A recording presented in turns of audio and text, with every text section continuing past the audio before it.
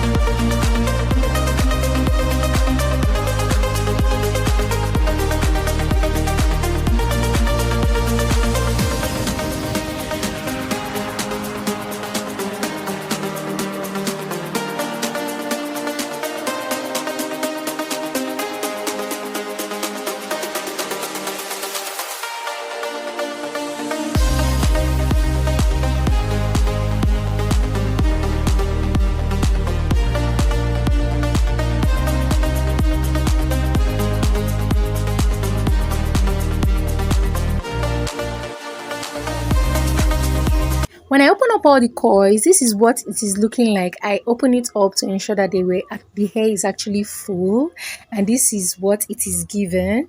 And I changed it a bit, gave this baby girl for life kind of look. Okay, I don't know whether you love it, but I'm loving it.